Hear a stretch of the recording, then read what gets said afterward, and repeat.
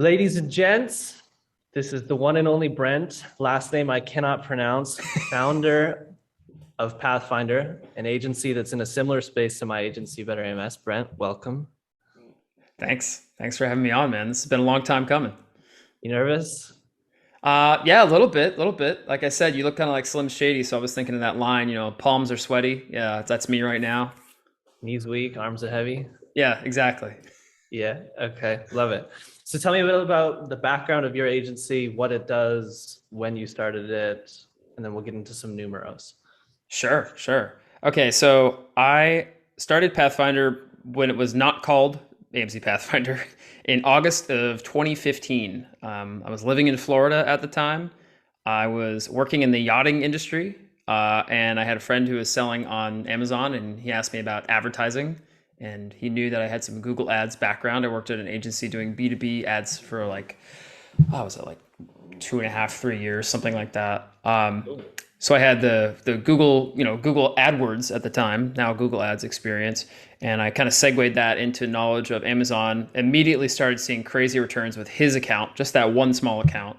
And then I was like, well, this is something. And I jumped in a couple of Facebook groups, which was the primary way that people communicated. I think how I met you in probably Mhm. 2016, along with Sean Smith and Yeah. Brian Johnson, some of the OG crew in these groups. Uh, and, got clients that way and just started hiring people in late 2016. So it took a little bit to get in that mindset to even do that. But I was really enjoying the work, really enjoying the industry. It's so dynamic, and it still is. I mean, things move so fast. Yeah. Okay, so primary service that you offer Oh sums yeah, up sorry. the Primary keyword. service, ad management for Amazon. Businesses selling on Amazon in North America or EU. So pretty much Okay, it. beautiful. And started in 2015, you said. That's correct. Yeah. Really cool. I didn't know that you had a background in Google Ads before this. I did. Yeah, I worked at an agency that was half the size of how big my company is now. It's crazy to think about in terms of headcount, but it was a good company. It was local to where I grew up in Pennsylvania. I'm originally from the East Coast, Mhm. U.S. Beautiful, beautiful, beautiful, beautiful. Okay. And walk us through some numeros. What is average MRR in Pathfinder? And then also hmm average profit margin. I know it likely fluctuates.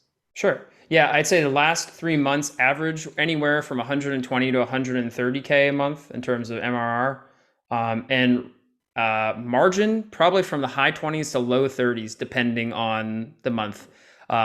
Actually, fun fact, we had a team meetup in Madrid just recently, and that was very costly. So I was looking at some statements today and going, okay, definitely not in the low 30s this past month, but I guess it depends on how you do your accounting, right? Cash basis or accrual basis. I think next year we're going to switch to accrual to smooth out some of those lumps, let's say, because we're going to have more team meetups for sure in the future. I know you guys are big on team meetups too.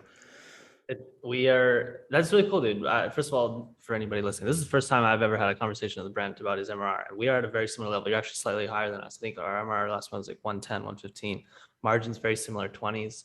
Yep. But we just booked a retreat also. And I think our margins Yep. for that month are going to zero. And That's how it goes. that's just how it be, I guess. Yeah, So, but this is a worthwhile investment. And man, like the returns we've seen, like if you want to talk about like ROI, not in money terms, but personnel terms, team terms, I have seen yeah, some people that came to that meetup that I've known online for a while. Maybe we hired them just before the pandemic, for instance, and I've never met them in person.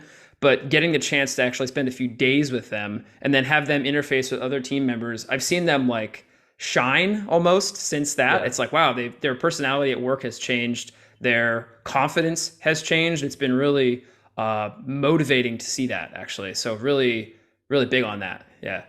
yeah. Okay. And I totally agree with that. I think it's one of the best things you can do for your culture and increasing camaraderie. Um, so 5 years goes by, almost six, 120, 130 MRR, solid seven-figure agency. Where, at what point, let's go back to the beginning when you're at zero and you're working at this other agency. First of all, how does the market opportunity presents itself, and like how did you take the leap out of the job and go into to hmm creating your own agency? Walk me through that transition from job to my own agency and the early stages of client acquisition. Because I know you mentioned it briefly. Facebook is Sure. neutral Yeah. And let me marketplace. actually Yeah. rewind to revise something just in case it wasn't totally clear. So I had worked at an agency before, but I had actually been let go from that job because they had a huge financial issue with the Got it. company and they just fired their three most recent people. So I Oh spent my a God. year like that was the third most recent. So I spent a year like looking around. I was like, man, do I want to do advertising? Do I like an agency model? Do I want to work at another agency? And actually, I'll give a brief shout out to a guy named Will Reynolds, who is the founder of a company called Sear Interactive in Okay. Philadelphia. You may or may not have heard of. This guy is, I'd say he's like a personal hero of mine. He's a really great dude. Cool. Definitely look him up, any viewers, or Taylor yourself. He is just like a stand up guy, has a company that's like, I don't know, 150 people in Philadelphia. He's grown it over like Wow. 20 years or something. And I actually saw a talk by him at Sear in maybe I want to say it was like 2012, which is the year before I lost that job, and gone down there to Philly for some other reason. But yeah, that Wow. guy, he just he has the right way to think about it. He's an amazing leader, amazing CEO, and I kind of took a lot of inspiration for what I've done from him over the years. Mhm. Like I don't know him personally, but I've like read his blog posts and follow him on Twitter and stuff like that. He's a really cool guy. But rewinding back to that story, I was like, do I want to go work at Sear? Do I want to, because it looks like a great place to work. Do I want to like start my own thing? And I tried that for a little bit. I would say unsuccessfully, doing like Google PPC. And then I Okay. have a friend from New Zealand who has another friend who worked on yachts. And like I met her and she was explaining to me like the yacht industry. And I was like, oh, that sounds interesting. So I moved down to Florida on a lark. I took a couple courses and I worked in the yacht industry for like a year. Huh. And so I was like literally like on the deck of like super yachts, like scrubbing and like waxing like the side of the boat and like polishing, like making sure the teak wood was like looking Yeah, good yeah, and stuff yeah. like that. And at night I was like doing ad stuff and working on Amazon stuff. So I was doing those two things kind Wow. of simultaneously. And as soon as I started to pick up the business with Amazon, I basically yeah, I just quit the yachting stuff. It was not a very good industry for some other Hold on. reasons. I Yeah. have to stop you. Okay. You're on the yacht. You're cleaning Yeah. the yachts. Cleaning the yacht, not on the yacht. There's a big distinction between the two. And like, how did you find Amazon? You just went from like, I'm on the yacht, then I'm working on Amazon at night. But how did you Mhm. find it? Like, a lot of people struggle with the process of just like, identifying a market, identifying a niche. How did Yeah. it come about to you? Yeah. There was a acquaintance I had locally in Florida, and he was selling various things on Amazon because he had heard about it through a podcast called, I think, The Amazing Seller, the Scott Volker Yes. podcast, which in Classic. 2015 was like the only game in town as far as like Yeah. Amazon knowledge that was widely broadcast. And that guy now, I'm sure he has a media empire. He's probably doing amazing. I don't follow his podcast anymore, but this acquaintance had heard about him and heard about that. And basically, he asked me, hey, I know you used to work in an agency. Like, could you help me with the ads on this? And I was like, Amazon has ads? That's like, I've never even heard of that. That sounds Yeah. ridiculous. And sure enough, they did. And the CPC back then was anywhere from like 2 to 6 cents per click. Yeah. Now, this was in industrial and scientific, this particular products that he was Oh, selling. wow. But they were, upwards of $80, $90 for a product. So we would get a couple clicks, 4 cents, and we get a sale. I mean, just imagine what the ACOS was like. And this Oh is my sponsored God. products only. There was no Oh my sponsored God. brands. There was Yeah. definitely no one had ever heard of sponsored display. Wow. And of course, AMS was a platform in addition to Yeah. the advertising console, what we now call advertising console. Okay, wow, beautiful. So it became so given you had a little bit of background in ads, it became very obvious to you that wow, there's some serious like supply and demand differences here. Like, Yeah. Yeah. There was a dearth of knowledge and expertise, and there was a huge demand of individuals who were riding this wave, to go back to the surfing conversation I think we had just before we started recording, but like who could see the wave. And man, 2015 was a very good time to get into Amazon, right? yeah, Even if you didn't know much about e-commerce, but you had a good sense for using the tools and sourcing and figuring things out. That was yeah, those are the early days in terms of like the private label space. I like to think that that was like version 1.0 of the Amazon seller. I think we're on version 3.0 now, which is another discussion maybe. But like, I think that that was the first initial wave. And so, yeah, people needed help. These are like people growing real, actual life-changing businesses from like Facebook groups and podcasts and learning how to do this stuff. And then they just didn't know Yeah. about the ads. So that's where, I came in. That's where you came in, right? That's where we had that expertise. Huge blue ocean. Yep. Like Cambrian explosion. I don't even know, probably the biggest it's ever hit e-commerce for the ad world since Google Ads and Potentially. Facebook Yeah. ads. Yeah. I think Facebook was somewhere wedged in between those two, perhaps. Yeah. And then it was Uh, Amazon in 2015. yeah. Yeah. Okay, cool. So you found this, you have a friend, the friend's like, hey, you can run the ads, you're running the ads, and in this, you realize it's like amazing. You're on the yacht at night working on his ads, right? Well, yeah, I mean, I was working on his ads and a couple other clients who I just had picked up through Facebook groups, just basically Okay. doing the classic move of just give people value, get in there, deliver value, and then say like, hey, I have an agency or I run ads if you need me to help. It is truly that simple, ladies and gents. Just gotta post some value in some groups where the clients congregate. Get out there and build relationships and give. I mean, there is some sort of reciprocity principle that maybe exists with humans, right? Where if you give someone something useful free of charge and without expecting anything, some of that's going to come back to you eventually. So the mindset to go into it with is always like, hey, I just help you solve your problem, on to the next problem, on to the next person. And maybe that person will call you. I've had this happen 2 years later and be like, hey, we have a multi-million-dollar business on Amazon now, like per month. Like, help Yeah. us with ads. It's like, okay, sure, whatever you say, man. I don't remember our exact conversation, but you do, and that's awesome. Here we go.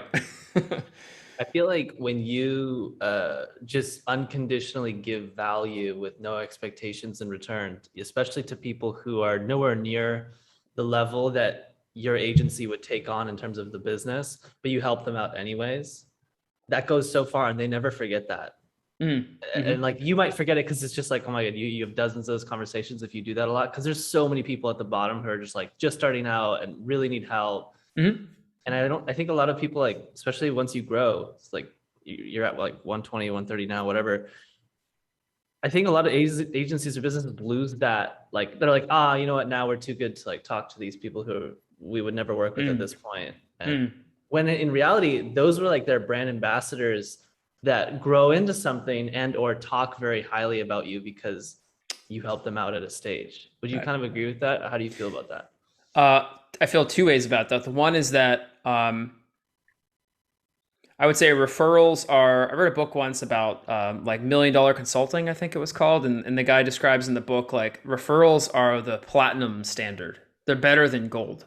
Like you think about gold, silver, bronze in the Olympics, right? But like technically, platinum is like more worthy or is more rare or whatever. I'm not a rare metals expert for anyone out there, but Neither am I. his idea was basically, they're the platinum standard. So if someone's going to speak highly of you in like, let's say a private group or a community forum or a Yeah. meetup at a, Amazon sellers group in, New York City or whatever it may be, that can take you a long way. And for years, we grew the business off of just referrals, word of mouth, and, me being on podcasts or going to conferences, personal networks, and entrepreneur groups, whatever. Yeah. That's how we grew for years. No paid marketing. Love it. So there's Brent. He's on the yacht at night, scaling his now legendary agency. What's the time frame? Like you just start, you got that one, like give me the 6 month time frame. Where were you 6 months in? Were you still on the yacht? Were you doing like 5-ish thousand on 10,000 or how many clients? Yeah, give me the time frame breakdown. I was charging so little, Taylor, so little, like criminally small amounts of money, because I was like, got to get this experience, got to get more of these clients, got to scale up.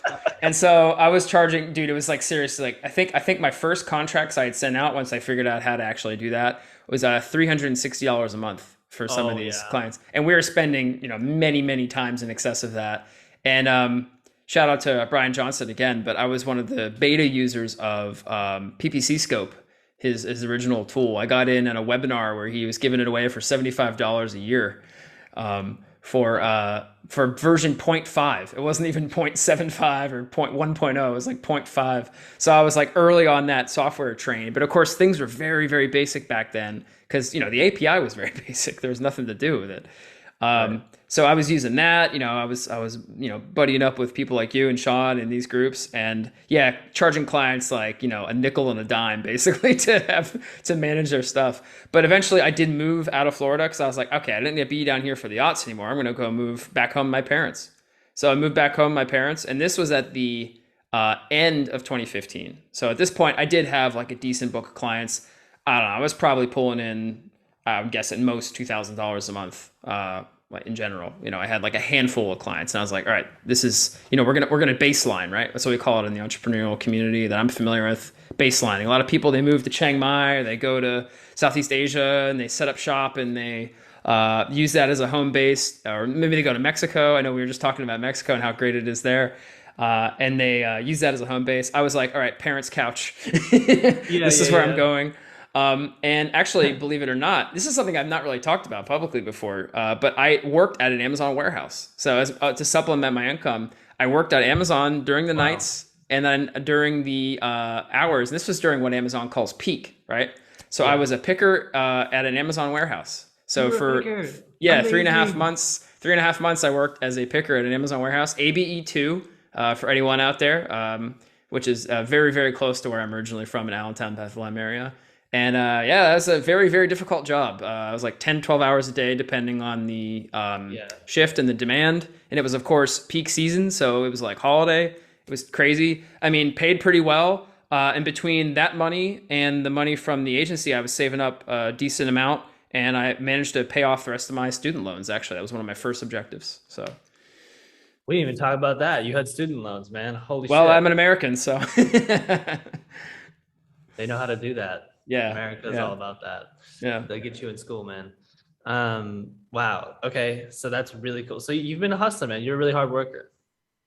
Well, I felt like I had an opportunity that was kind of presented to me, and because sometimes you can have a business success, or I mean a success with anything in life really, if you seize like one key opportunity that arrives at the right moment.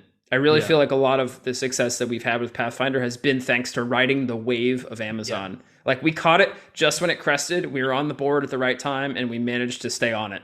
And that is a huge contributor to the success. I give a lot of the credit to that fact, which is like a universal happenstance. It's not something that I feel personally responsible for. The only thing I feel personally responsible for is having some of the grit and determination to like execute on it, and also to like see that at first. But the actual wave itself was created by the universe. That's kind of how I see it.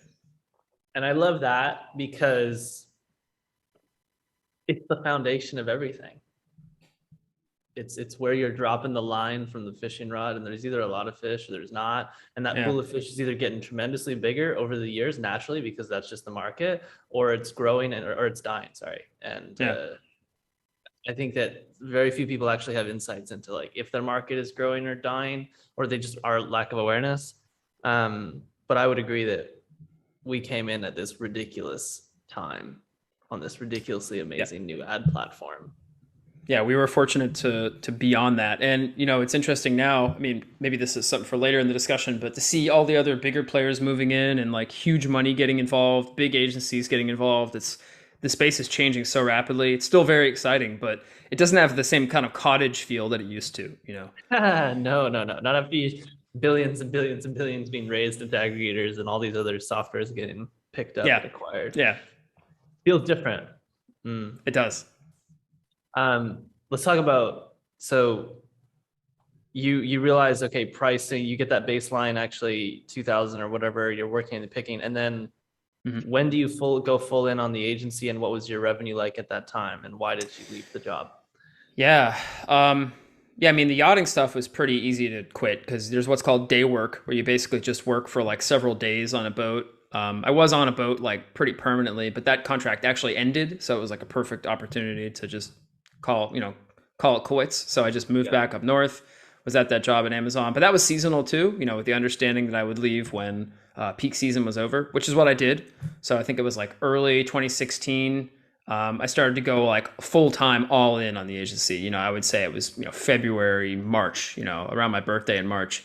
And with an eye towards, getting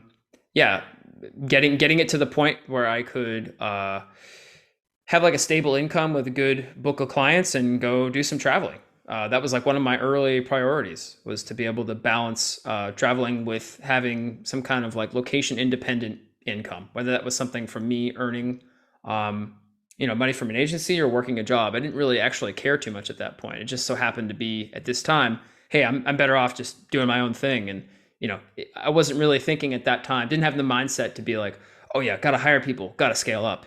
Nothing like that had occurred to me. So no employees or anything yet, just me, one man show, using software, making connections, hustle in the Facebook groups, the usual stuff. Early 2016, Brent goes all in. I go all in, yeah. And at that point, I think, but my goal was to go actually to Japan. I had two friends that lived there, who are good friends of mine. One of them actually still lives there to this day. And I was going to go visit both of them. That was my goal. I'd always wanted to go there anyway. It's an interesting place. And so, yeah, I think I was probably at about 4K, maybe closer to 5K towards the end of that summer, per month, in just terms of raw, client revenue and everything. I'd up my prices. I'd improved our offering, and was starting to explore the idea of, like hiring some people. I was like, oh, maybe I should get someone part-time, or like, what if we got this kind of person from like this country, I will say one thing that's changed a lot is I feel like 2015, 2016, everyone was talking about VAs. It was VAs this, VAs that. Everyone's a VA. Everyone wants a VA. Everyone wants to have multiple VAs. Things now are very different. I feel like the world has changed so much post-COVID, but even before that, it was like, okay, remote is now the thing. So people aren't saying VA. They're saying remote employee, remote team member. The mindset is like, I think, more positive, because a lot of people have this association with VAs as like, oh, someone you can treat poorly and they can't think for themselves. And that's like really unfortunate and not great. But that was like the language of that time. And so I kind of like think back on that moment as like, oh, everyone's got to have a VA. So I was like, do I need a VA? Do I need a part-time person? What do I need?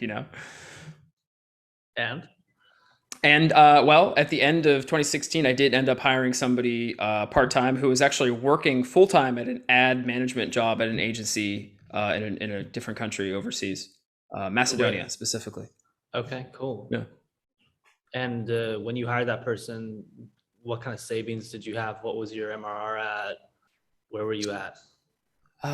Man, I'm not sure if I even know the answer to that. I mean, I guess I felt like I had enough money in the bank, in the business bank account, that is, to be okay. We can make some investments in personnel, and this is a lower cost country, but still, this person who was with me until just recently, actually, and I still keep in touch with him. He's a good friend of mine in the industry. He, like I said, was working a full-time job and then a part-time job with me. So he's like working like 1.5 jobs, like working his ass off. And even though it was a lower cost country, I still was able to pay him pretty well compared to what he was getting at his full-time job. So that was obviously very enticing to him, because this is a new industry, a new skill set. He's making per hour better than he makes at his full-time job. And he's like, all right, this sounds like a good plan.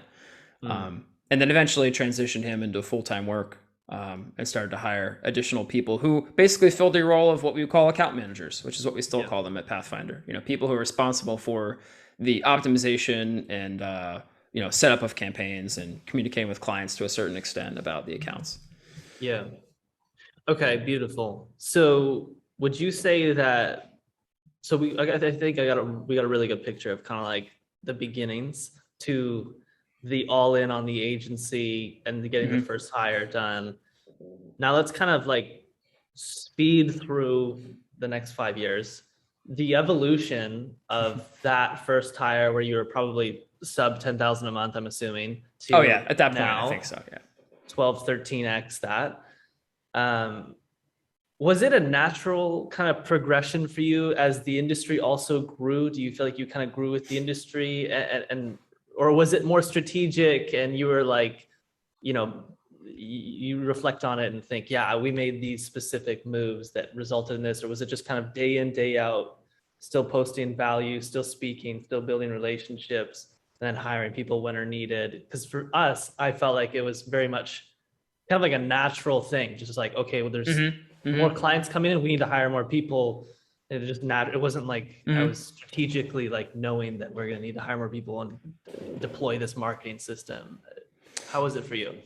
I would say for 2016, that growth was how it progressed. Let's say that it was October that I brought this person on. For the remainder of the year, it's quarter 4, like it is right now. We're recording this Yeah. in early November. Obviously, it's time to hunker down and focus on that. That's a huge priority. And to this day, we don't take new clients in December because it's just a bad idea.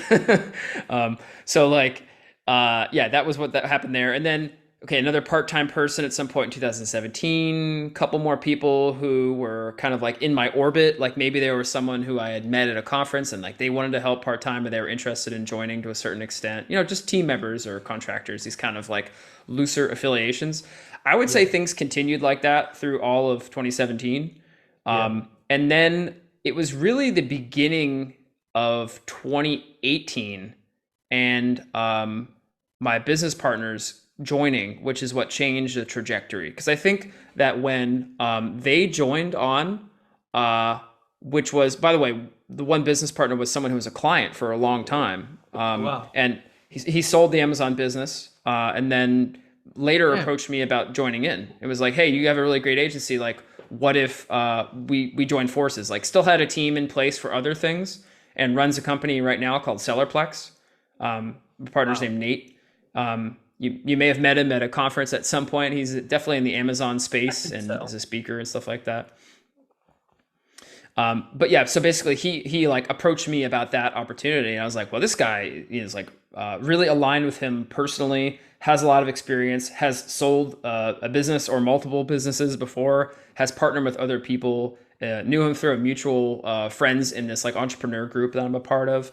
So I was Okay. really into this idea, and I would say when that happened, we had 7 or 8 people, like a couple more full timers, some of whom I had hired through various like online job boards, and like some people who were in operations at that point, had someone doing finance stuff because that's one thing that I figured out very early on I am not suited for. It's like bookkeeping, and then that same person became our director of finance, and she's set to be our CFO in the near future here. She's been with us for years and she's wonderful. So like those relationships are all starting and blossoming, right? But then Yeah. in 2018, when that partnership occurred, that's when we started to bring more scale to the actual company. And I sometimes sit back and think, Taylor, like, yeah, I wonder if in 2017, if I had that same foresight, if I would be the one sitting on the yacht right now, you know what I mean? But you can never look too far back and say like, oh, I, coulda, shoulda, would have done this. I don't spend a lot of time thinking about those things personally. Hmm. And yeah, it's an interesting thought exercise, but you can only like live with what you got, I guess. So but it was 2018 that really things started to scale more aggressively with hiring, and we got systematic about it, and actually started doing real marketing and like hiring people with a more serious vetting system and things like that. Mm. Okay. And how did that work? Like the partnership. So Hmm. did you just say, you know what, you're so qualified, let's come to an agreement on equity and here's X%? Did Hmm. he have to buy in kind of like Hmm. what did that look like? Whatever details you're comfortable sharing. Yeah. I mean, I'm happy to share like the top level aspects of it because I think it's something really valuable to know. So basically, Nate and my other business partner both bought in. They basically paid into the company's funds, but also paid me to be like I guess equity co-owners. And so each of them have a sizable chunk, but like a minority chunk of the business. And well, it's been a good investment for them, that's for sure, because it's grown, many times over since then. And both of their direct involvement, one of them is more directly involved, the other one's a little bit more indirectly involved. But both of their direct involvement in whatever way has certainly contributed to that, and kind of their mentorship and I would say like sounding board. It's really nice to have somebody who has skin in the game who's like a sounding board.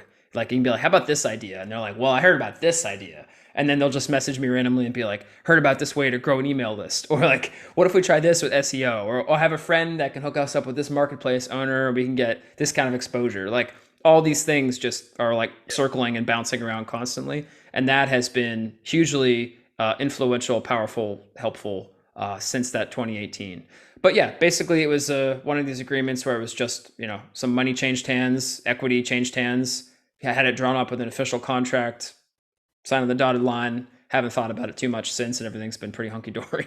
Did you get an evaluation done of Pathfinder at the time then? Yeah, we Right. did. I forget who did it, but it was like a third party that we like brought in and they had like evaluated things.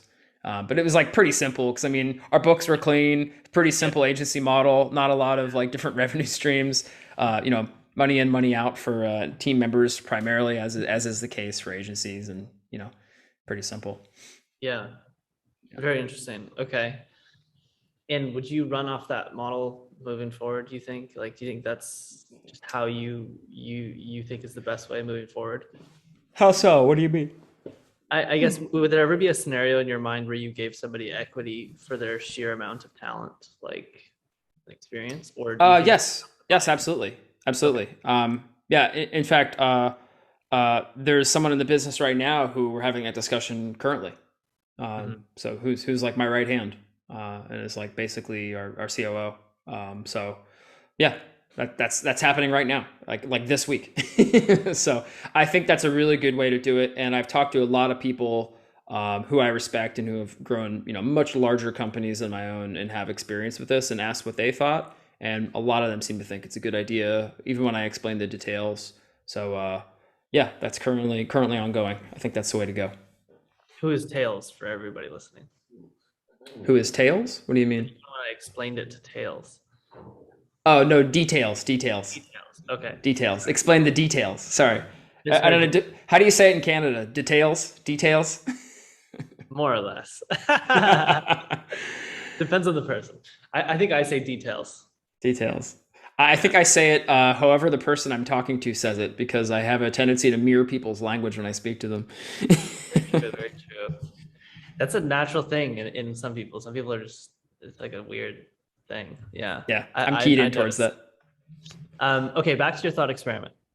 I like that thought experiment because I've had that thought a few times over the years. Hmm. What if I knew what I knew now today, going back to 2016, right? Hmm. I do think we'd be tremendously bigger. I Hmm. do think that we would have ridiculously more market share and whatever, everything else. It'd be phenomenal. But like you said, you can't really dwell on it because it's like, well, you didn't have the experience. Yeah. Yeah.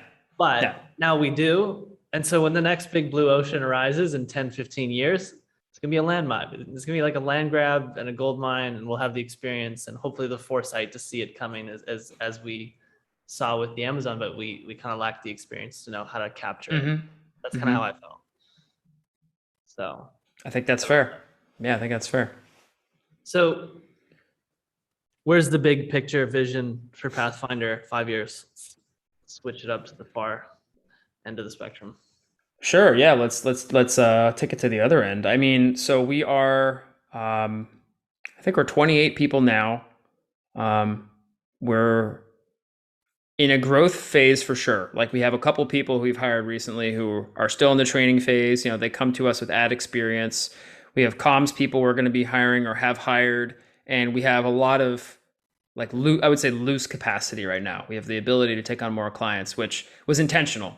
Um, Yeah. you know, and part of the reason for that is I also hired a salesperson, and now we have more discrete roles broken out for comms people, in other layers of the company. So as you grow, necessarily you need these things, like an HR person. Now we have that. So it's like these things that you don't necessarily need at 7 or 8 people when like you're the CEO and you're doing like half the jobs, usually poorly. Usually they don't need to be done super well, so it's okay. But once you start to get a bit more scale to it, you do need some of these other roles to be filled. So I don't really look at it in terms of like headcount or revenue. I think about the business in terms of like stability and time and stress invested for everyone involved. So if I can have everyone on the team working like a very reasonable work week that they enjoy, with a team they really like to get along with clients they enjoy talking to and dealing with, um, and that provides a balance for them with their lives, I think that to me would be a great place to be. I think we're not there just yet. We have work to do. We recently switched to some new PPC software. We switched to ClickUp for our Oh yeah. task management software from something else. So we're in this like shifting growth evolution phase. We're having some growing pains with like the number of clients we're trying to onboard at certain times of year. So all these things are moving, but my goal would be to have the team feel like that. I think that that's like my longer term goal. Basically, just to build the idealistic culture, I guess, in your mind. Yeah, and we do have a strong culture already.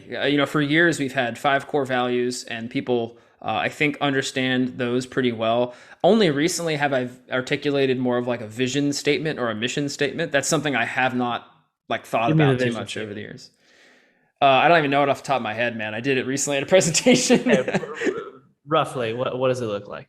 Well, basically, it was like we want to be the most communicative, adaptable, and there's one other component to it. Amazon management agency that's out there. Like we want to be really, really strong communication with clients, which is something where I think we're already really industry leading at.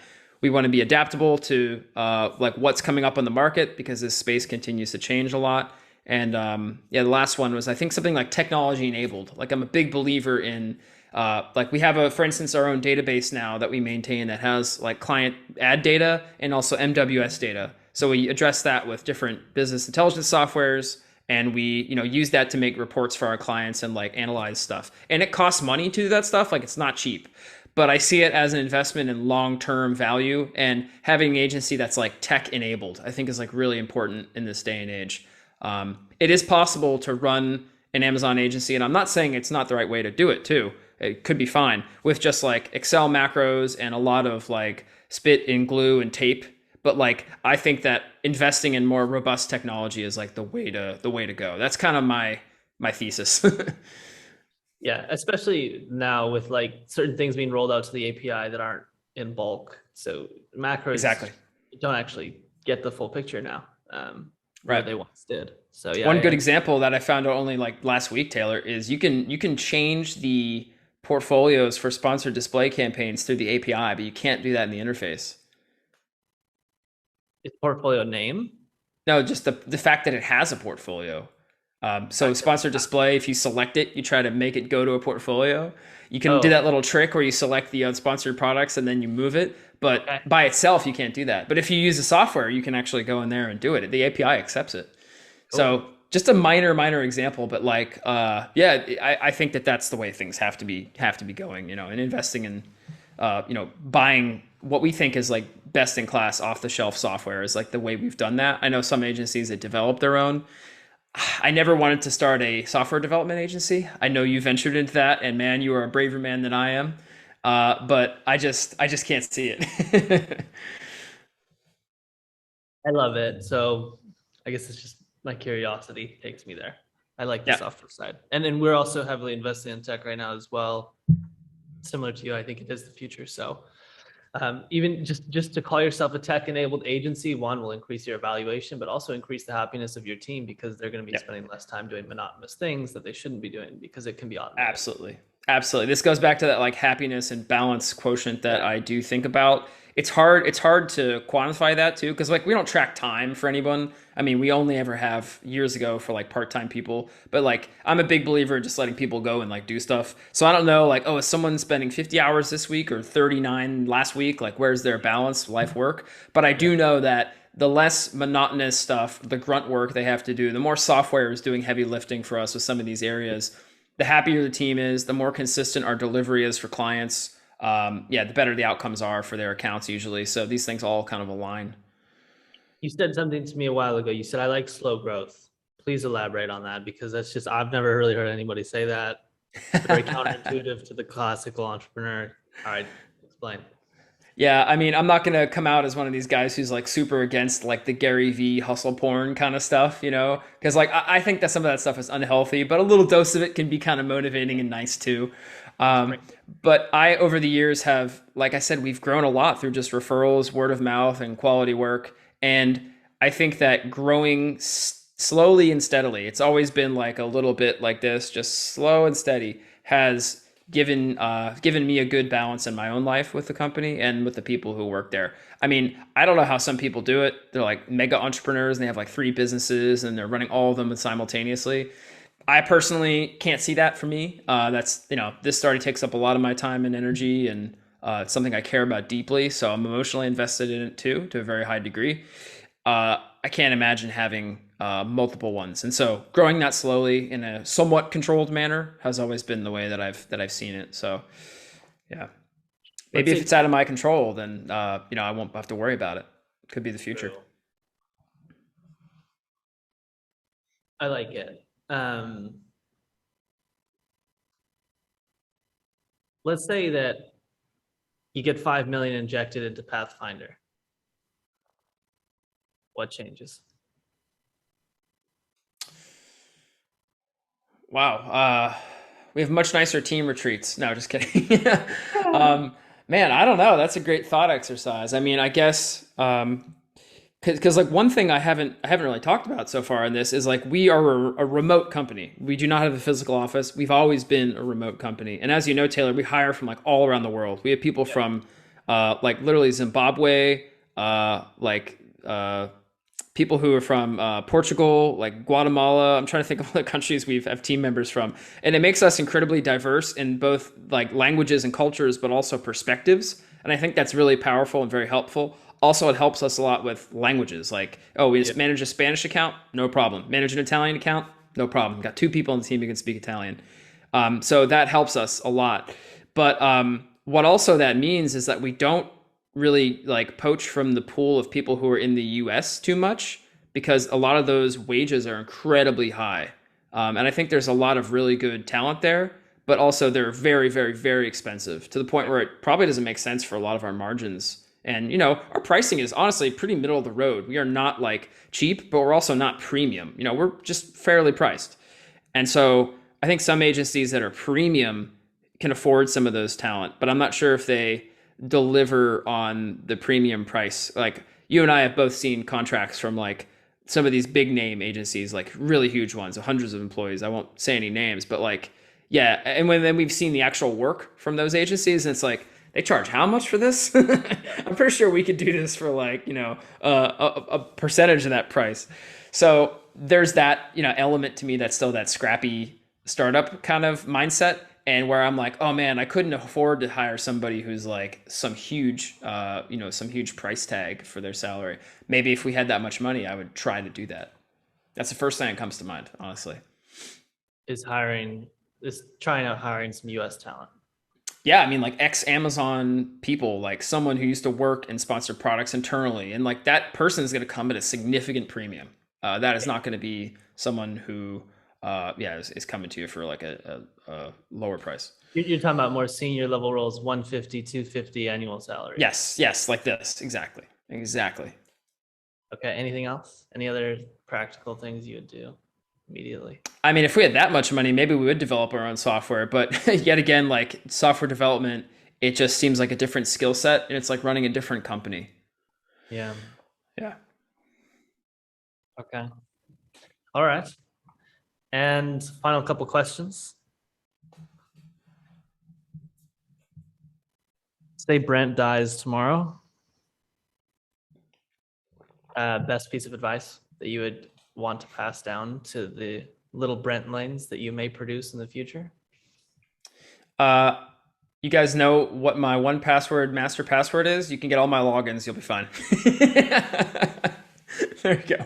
That's the advice I would give them. Once they have all that stuff, they can run the business themselves. They'll be fine.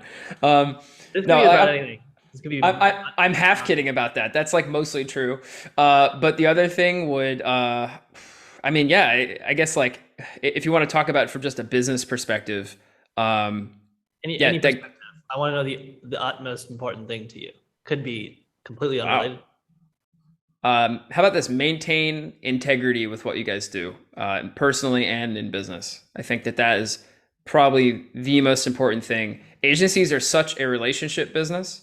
Yeah. And once you lose the trust of clients, we've had this happen, like, you know, in the last year, it's like we screwed up on something. We say, hey, we screwed up. And the client says, all right, well, yeah, it's great that you guys accept fault for that. And like, I see you doing that, but at the same time, I don't trust you anymore. It's like, okay, well, trust is very, very, very hard to earn and extremely easy to lose. And you can erode it in a number of ways. And acting without integrity is like definitely one of the top ways to lose trust. And so since it is a relationship business, it is based on trust. My advice would be, yeah, maintain integrity with everything that you do. And then other things will follow. You know, always ask yourself if this is the right path to take when you come to a fork in the road like that. Love it.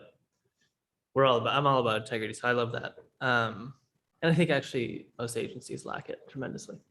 So, final question, selfishly speaking, how can I improve my interview process and make this a better interview? The one thing we've been trying, and actually I want to get you on our show for this. We've been trying to do like a 20-25 minute video format show. And what we do is we precede the person with some of the questions so they have a little bit of time to think about it beforehand. So then when you deliver it, maybe it's not in the same exact order, but they've already ginned up a little bit of a thought for it. If you value some of the off the cuff, instantaneous things like I just gave you there, some of the pressure, maybe you lose that. But we're trying that as part of our format. So that's my only like immediate suggestion I can think of. Okay. Beautiful. Well, this was absolutely amazing. And dude, I loved it. Your story's epic. I feel like I learned a lot about Brent today that I didn't know about, despite us having known each other for like 5 years. It's because we always just talk about PPC stuff and agency stuff. Yeah, the backgrounds never really comes out. Yeah. Because you're straight business, Taylor. I know you. Business and the occasional surf would be nice. Occasional time going surfing. Right. I don't see the board behind you anymore. You must have moved moved. Trying to move houses, man. I'm trying to move houses. But all right. Hey, this was legendary. Thank you so much. I appreciate you. And if anybody wants to go and reach out to you, where can they go? So amzpathfinder.com or .eu, both of those resolve to our website. And you can also find me personally on LinkedIn, just Brent Zahradnik. Just search AMZ Pathfinder. I think, if you do that, I'll probably come up under there somewhere. Or shoot me a message on Facebook chat. I respond to most of those, if not all of them. I'm pretty widely available on there. You also have Instagram? I signed up for it just last month. Would you believe that? You should probably leave. It's too addicting, man. That thing is engineered so beautifully. It's unreal. Well, I signed up for it because I was at this entrepreneur meetup thing and everyone's like, what's your Insta? What's your Insta? And I was like, I don't know, I just never used it. I'm not big on photos. And they're like, what? So I signed up and now I just follow a bunch of accounts that are all about cycling because I'm very into cycling. So I just go on there and I just look at pictures of beautiful bikes and bike gear and like for 20 minutes. And that's like my little break during the day. Yeah, I get hit with soccer, football, and surfing as well. And it gets, I have to delete it. I'll download it like the end of the day for like 10 minutes and then just respond to anything, re-delete it. Well, you can find me on there on Brent Cycles is my handle. Okay. Yeah. Love it. I'll try to put all this in the description. Thank you so much, brother. This was epic. Yeah, thanks, man. This is fun.